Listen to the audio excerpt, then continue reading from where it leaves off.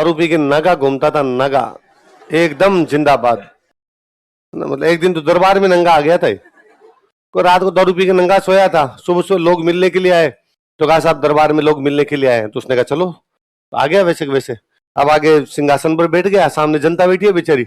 अब जनता इसको देख देख के हंसे, देख, और ये उनको पूछे भाई हंसी किस बात की आ रही है। अब बादशाह कौन क्या कहे, अरे कहे सर यूं ही आ रही, नहीं नहीं बताओ किस बात की हंसी आ रही है। तो एक आधे ने किसी ने यूं हिम्मत करके कहा कि सर नीचे तो देखो, तो यूं देखा समझ में आ गया अपने नंगे आगे। पर अब बादशाह इस बात को कैसे एक्सेप्ट करे कि मैं नंगा आ गया। बादशाह अच्छा तो मैंने कपड़े नहीं पहन रखे, तुम हंस रहे हो। तो लोगों ने कहा यार स्वाभाविक बात है, कोई नंगा घूमता उस पर लोग हंसते हैं। उसने कहा आज का ड्रेस कोड है, तुम भी उतारो सब। उसने पूरे दरबार को नंगा किया था। तो मुझे लगता है यार कई बार अंग्रेज मेरे को बहुत भले लगते हैं। अंग्रेज है जो इनसे पीछा छुड़ा नहीं भाई साहब, आज भी कोई दिल्ली की गद्दी पर बैठा होता है रूल जारी कर देता है कि साहब शनिवार को कोचिंग आओगे नागे आओगे, और अपने सारे नागे कोचिंग आते जिंदाबाद हुए। पर फिर मैं सोचता हूँ कि यार अंग्रेज नहीं आते तो कोचिंग भी कहाँ होती है ना, कोचिंग भी होती नहीं होती, ये भी कोई आवश्यकता नहीं थी। राजाओं का राज पड़ा रहता, क्या पता आप भी। एक दिन मैं किसी क्लास में पढ़ा रहा था, मैंने कहा यार अब तक भी राजाओं का राज होता। तो एक लड़के ने कहा सर फिर आप तो पक्का ही राजा था। मैं है मुझे मेरा पता है, मैं बीकानेर में हमारे जूनागढ़ के आगे भाला लेके खड़ा रहता। राजा की तरफ से कभी आदेश मिलता कि आक्रमण, टूट पड़ते भाई साहब, जो पीछे है वो सती हो जाती।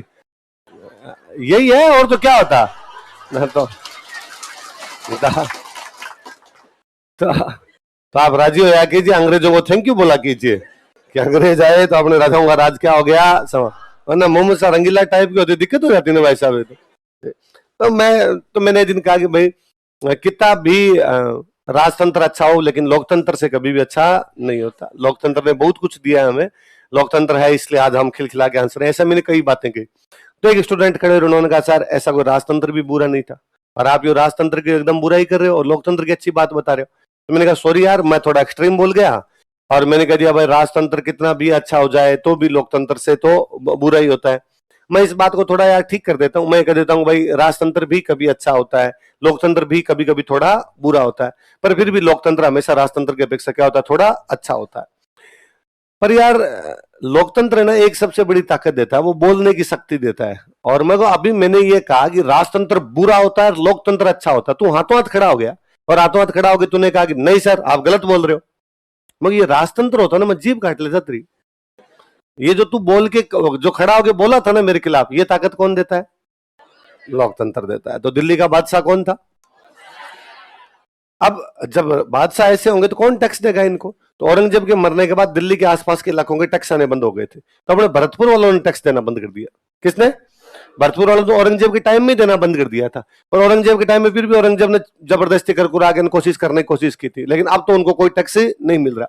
और मोहम्मद शाह रंगीला तक आते आते तो भरतपुर वाले उल्टे मुगलों से लेने लग गए कि तुम्हारे इधर से गाड़ियां जाएगी तब तुम हमें क्या दोगे, टैक्स। तो मोहम्मद शाह रंगीला सवाई जयसिंह को भेजता है, भाई राजस्थान का मैटर है तुम्हारे भरतपुर का, तुम देखो यार थोड़ा। भरतपुर में सवाई जयसिंह आता, आके देखता है दो भाई लड़ रहे हैं आपस में।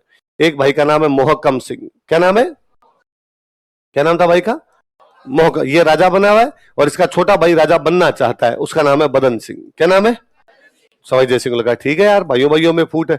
सवाई जयसिंह ने बदन सिंह को कहा कि यदि मैं तेरे को राजा बना दूं तो बदन सिंह ने कहा ठीक है सर, फिर अपने दोनों दोस्त है, आप कहोगे वैसे कर लेंगे। तो सवाई जयसिंह ने किसको सपोर्ट किया, बदन सिंह, और इसे डीग का राजा बनाया। कहां का राजा, तब भरतपुर नहीं हुआ करता था, क्या था, डीग। तो डीग का राजा बनाया और ब्रिज राज की उपाधि दी। क्या उपाधि दी, अपने भरतपुर वाले इलाके को क्या बोलते हैं, ब्रिज, इसलिए क्या उपाधि दी। तो अब सवाई जयसिंह बदन सिंह दोस्त हो गए, तो इधर जो मुगलों की जो उनके क्षेत्रों में लूटपाट हो रही थी, लूटपाट क्या हो गई, बंद। वापस गया, उसने जाके मोहम्मद शाह रंगीला को कहा कि भाई डन, भरतपुर में अब अपने खिलाफ कोई भी मैटर नहीं है। तो मोहम्मद शाह रंगीला ने इसको एक उपाधि दी थी, राज राजेश्वर। क्या उपाधि दी, कि भाई तो ऐसा राजा है जो राजाओं को बनाता है, राजाओं को बनाने वाला राजा, इसलिए क्या उपाधि हो गई। कहां का विद्रोह सुलझाने के कारण, भरतपुर में कौन कौन भाई लड़ रहे थे, सवाई जयसिंह किसका सपोर्ट करता है, कौन सी जागीर देता है, कौन सी उपाधि देता है। इसलिए मोहम्मद शाह रंगीला ने सवाई जयसिंह को क्या कहा था, लिख लो, हुआ है मंदसौर का युद्ध, कौन जीत गए, इसका मतलब सवाई जयसिंह हार गया। अब सवाई जयसिंह आया संग्राम सिंह सेकंड के पास, किसके पास आया, संग्राम सिंह सेकंड के पास, और आके कहा साहब मराठों ने कहां कब्जा कर लिया है, मालवा। संग्राम सिंह ने कहा हाँ मेरे से अभी अभी चौथ लेके गए हैं। तो हम सब मिलके उनके खिलाफ क्या बुलाते हैं, हुरडा सम्मेलन। इसलिए हुरडा सम्मेलन कब बुलाया गया, संग्राम सिंह तो मर गया, तो उसकी अध्यक्षता किसने की? जगत सिंह सेकंड। और कहा गया कि सभी राजा मराठों के खिलाफ एक दूसरे की वर्षा ऋतु समाप्त होने के बाद कहां किया जाएगा? कहां? देख लो तीसरा युद्ध। तीसरा कौन सा है? मैंने कहा था एक ही आदमी लड़ने के लिए गया था, मराठों ने कूट पीट के निकाल दिया था। लिख लो मराठा। फाइनली मराठों ने कहां कब्जा कर लिया? मालवा। जब मराठों ने मालवा कब्जा कर लिया तब मराठे दिल्ली गए। दिल्ली जाके मोहम्मद शाह रंगीला को कहा चौथ दे। क्या दे? किससे चौथ मांग रहे हो? मुगल बादशाह से। किसे मांग रहे हैं? मुगल बादशाह ने कहा पर किस बात की? मराठों का सुरक्षा देंगे। किससे? हम नहीं आएंगे दोबारा लूटपाट करने के लिए। तो मोहम्मद शाह रंगीला ने सवाई जय सिंह को पूछा कि सवाई जय सिंह मराठे तुमसे भी चौथ लेते हैं क्या? उसने कहा आते तो है पर मैं देता नहीं हूं। तो क्या करते हो तुम? उसने कहा लठ बजाते हैं भाई साहब, कभी हमारे पड़ती है कभी इनके मारते हैं। तो उसने कहा पर ये मेरे से आजकल चौथ मांगने आ रहे हैं, मैं क्या करूं? सवाई जय सिंह का लठ उठा लो। उसने कहा तुम लड़ाई की बात मत किया, मैं दारू पीने दे आराम से यार। तो सवाई जय सिंह का फिर क्या करें कि मेरा इनसे समझौता करवा दे। क्या समझौता करवाना है? कि मैं इनको चौथ दे दूंगा पर चौथ लेने के लिए दिल्ली नहीं आए, बेइज्जती होती है, ये जहां कहेंगे वहां भेज दूंगा मैं। तो फिर सवाई जय सिंह मराठों के साथ समझौता करवाता है। किसका? मोहम्मद शाह रंगीला का। मराठों में सबसे बड़ा जो बंदा होता है उसको बोलते पेशवा। क्या बोलते? और 1741 में एक पेशवा बना हुआ है बालाजी बाजीराव। कौन बना हुआ है? बाजीराव मस्तानी देखिए, उसमें बाजीराव का जो बेटा होता है उसका नाम क्या है? बालाजी। प्रियंका चोपड़ा का जो बड़ा बेटा है, प्रियंका चोपड़ा खिलाती रहती है उसको, नाना नाना बोलती रहती है। तो लास्ट में दीपिका पादुकोण को गिरफ्तार करता है, उसका नाम क्या है? बालाजी बाजीराव। क्या नाम था? बालाजी बाजीराव आया होता अपने धौलपुर। कहाँ आया हुआ है? तो बाद में धौलपुर में समझौता होता है सवाई जय सिंह के और बालाजी बाजीराव के बीच में। सवाई जय सिंह किसकी तरफ से बातचीत कर रहा है? सवाल पूछ रहे, स्क्रीन गायब हो गई, देखना कुछ। पर आप पॉलिटिकल बातें देखेंगे तो देखेंगे कि उसे मुगल बादशाह ने हटा दिया था। आजम मुअज्जम की लड़ाई में आजम की तरफ था, इसलिए मुअज्जम हटा देता है और वो खुद के दम पर देवारी का समझौता करता है और मेवाड़ मारवाड़ वालों को साथ लेके अपने आमेर पर क्या करता है? वापस से कब्जा। भरतपुर में राजा कौन बनेगा कौन तय कर रहा है? सवाई जय सिंह। बूंदी में राजा कौन बनेगा? सवाई जय सिंह। बीकानेर जोधपुर वालों की पंचायती कौन करे? सवाई जय सिंह। मुगलों मराठों की पंचायती कौन करे? सवाई जय सिंह। उनमें लड़ाई भी करनी हो तो कौन जाए? सवाई जय सिंह। और समझौते भी करने हो तो अपने टाइम का बड़ा पावरफुल राजा। पर इससे भी ज्यादा अच्छी इसकी सांस्कृतिक उपलब्धियां हैं। लिखो कल्चरल में तैयारी करने के लिए है जब आरएस वाली, तो ये फैक्ट पढ़ना शुरू किया कि सवाई जय सिंह अंतिम हिंदू राजा था जिसने अश्वमेध यज्ञ करवाया था। लगा हाँ यार अश्वमेध यज्ञ तो बड़ा यज्ञ होता है, इसके बाद तो किसने करवाया होगा? बड़ा राजा। दो फैक्ट की सवाई जय सिंह अंतिम हिंदू राजा जिसने अश्वमेध यज्ञ का आयोजन करवाया, जिसके यज्ञ का पुरोहित पुंडरीक रत्नाकर था और यज्ञ के घोड़े को दीप सिंह कुंभानी ने पकड़ लिया। मेरे दिमाग में सवाल दूसरे आते। मेरे दिमाग में सवाल यह था कि यदि सवाई जय सिंह ने यज्ञ करवाया और घोड़ा छोड़ा तो घोड़ा कहां कहां गया था? फिर राजस्थान के कौन कौन से भूभाग पे सवाई जय सिंह का कब्जा हो गया था? अश्वमेध यज्ञ का सिद्धांत कहता है जहां जहां पर घोड़ा जाएगा वो जगह हमारी है। उससे भी बड़ा सवाल मेरे दिमाग में यह था कि घोड़ा अपने बीकानेर की तरफ आया था कि नहीं आया था? और यदि बीकानेर की तरफ आया था तो ऐसा कौन राजा था इसने यज्ञ के घोड़े को पकड़ने की कोशिश भी नहीं? हार जीत अलग की बात है, पकड़ते तो सही, मर जाते ज्यादा ज्यादा और क्या होता, पर घोड़ा ऐसे इलाके में से कैसे जा सकता है? फिर तीसरा दिमाग में था कि दीप सिंह कुंभणी कौन है?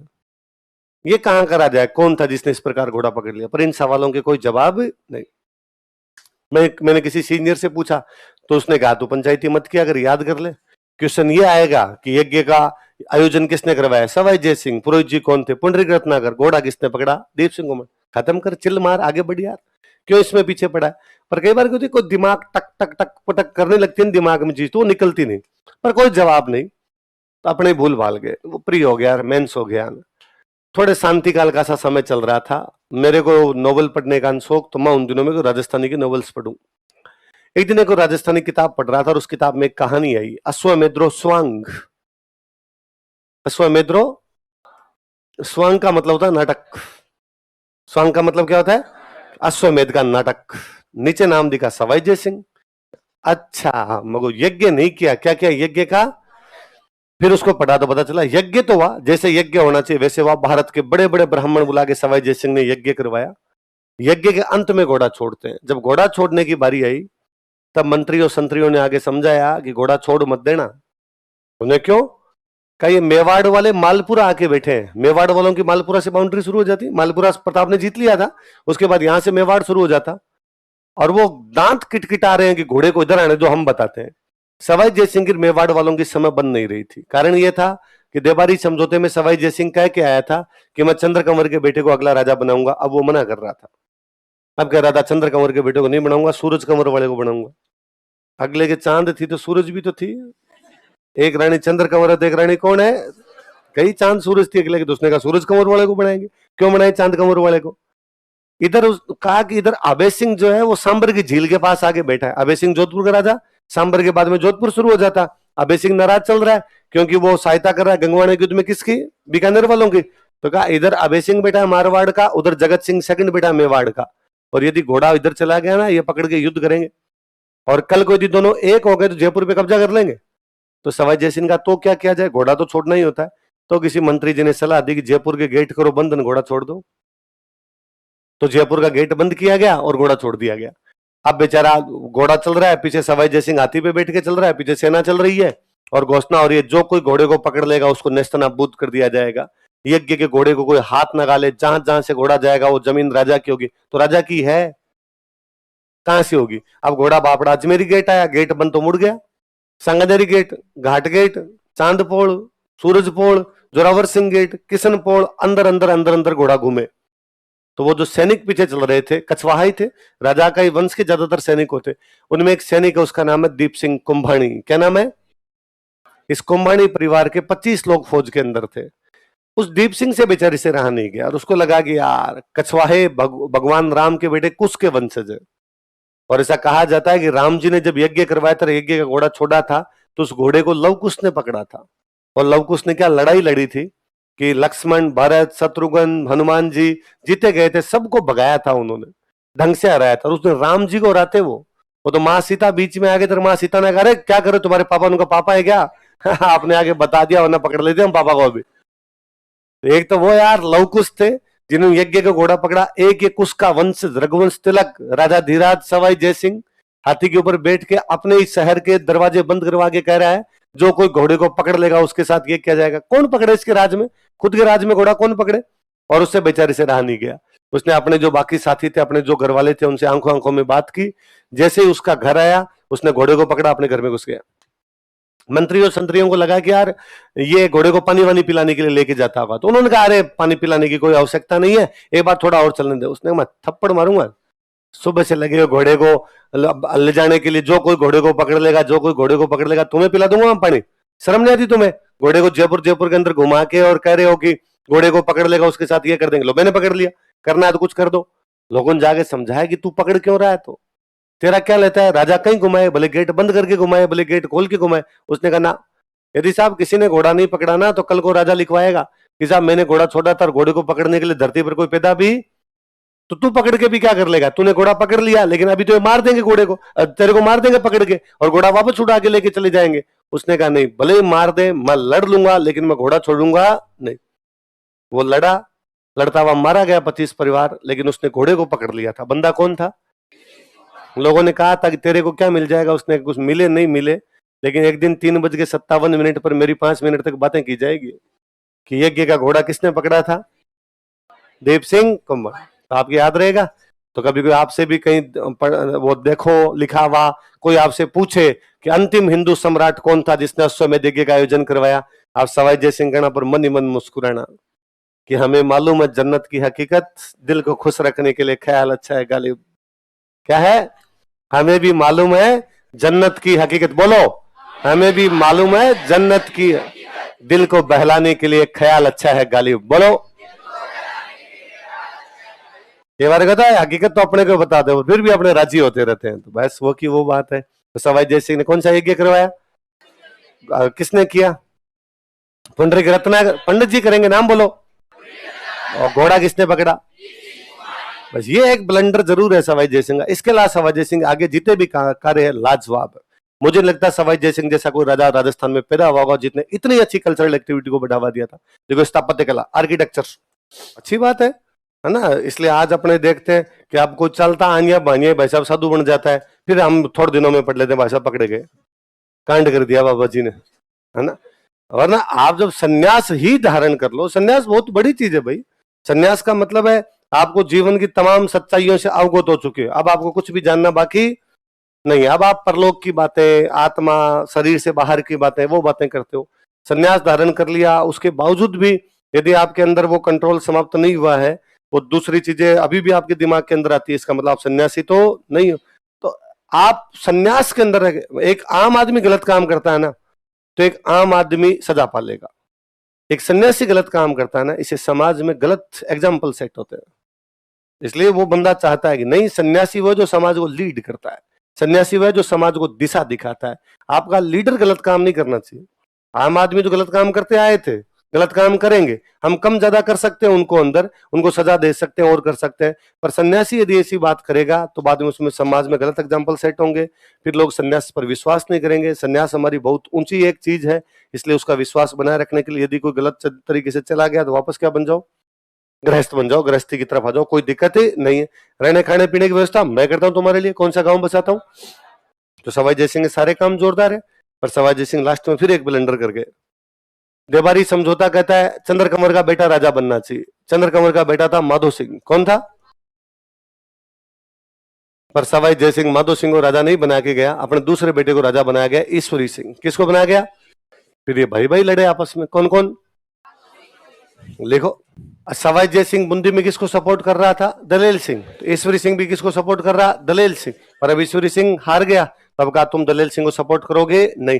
तो यदि दलेल सिंह को सपोर्ट नहीं करोगे तो फिर बूंदी में राजा कौन बन जाएगा? उमेद सिंह। तो कुल मिला के कहा गया कि उमेद सिंह कहां का राजा? अब बूंदी। देखो, उमेद सिंह को बूंदी का राजा मान लिया गया। Umed Singh was considered as king of Bundi. Umed Singh को बूंदी का राजा मान लिया गया। Umed Singh is considered as king of Bundi.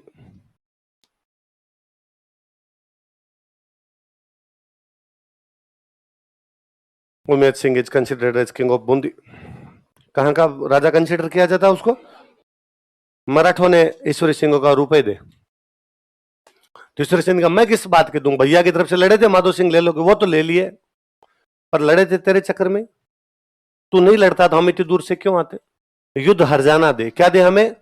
मराठों का सीधा सिस्टम था, जिसकी तरफ से लड़ते उससे लेते, फिर जिसको हराते उससे लेते। कि तेरे चक्कर में युद्ध हुआ था, हमें युद्ध का हार जाना समझते हो? कंपनसेशन, कंपनसेट किया जाए हमें। लिखो, मराठों को युद्ध हर जाना दिया गया। War compensation was given to Marathas. मराठों को युद्ध हर जाना दिया गया। War compensation was given to Marathas.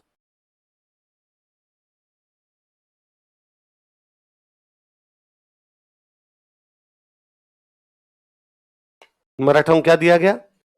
अब मराठों ने खूब सारा हरजाना मांगा, ईश्वरी सिंह के पास उतना था नहीं। तो ईश्वरी सिंह ने कहा एक बार तुम मेरे से डाउन पेमेंट ले जाओ, बाकी किस्तों में ले जाना। तो मराठे एक किस्त ले गए, दूसरी किस्त लेने के लिए आए।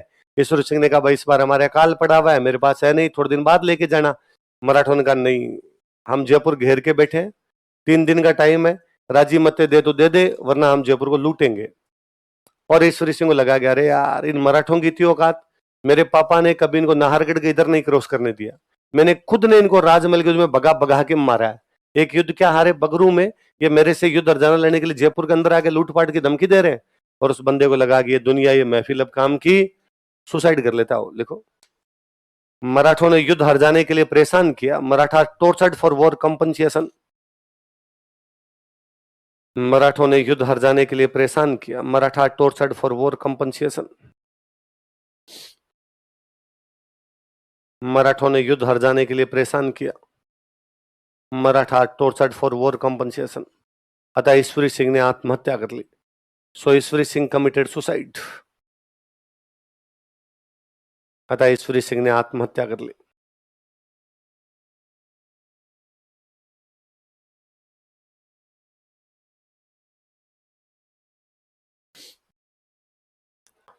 ईश्वरी सिंह ये युद्ध भी जीत जाता। हुआ क्या, ईश्वरी सिंह का प्रधानमंत्री जो था, जब राजमहल वाला युद्ध समाप्त हुआ था तो ईश्वरी सिंह ने प्रधानमंत्री को पूछा भाई वापस आएंगे मराठे, क्या प्लानिंग है? उसने कहा अरे चिंता मत करो, जयपुर की सेना मेरी जेब में है, आप कहोगे उस दिन निकाल दूंगा, लड़ लेना आप तो जाके। थोड़े दिन बाद कह रहा मराठे रवाना हो गए। उसने कहा अरे सर जयपुर की सेना अपनी। अरे मराठे जयपुर में घुस गए। अरे कहा क्यों चिंता करते हो, सेना अपनी। कहा बगरू आ गए, क्या करें? उसने कहा जेब फट गई। अपने पास ऐसी कोई सेना, तो बाद में आधी अधूरी सेना लेके गए तो हार नहीं थे। वो जो प्रधानमंत्री था ना, उसी की बेटी गर्लफ्रेंड थी जिसके घर के आगे सरलाट है। तो मुझे लगता है वो बदला ले गया, उसने कहा भाई साहब अच्छा वहां सरलाट बनाओगे, लो मैं सेना दूंगा तुम्हें।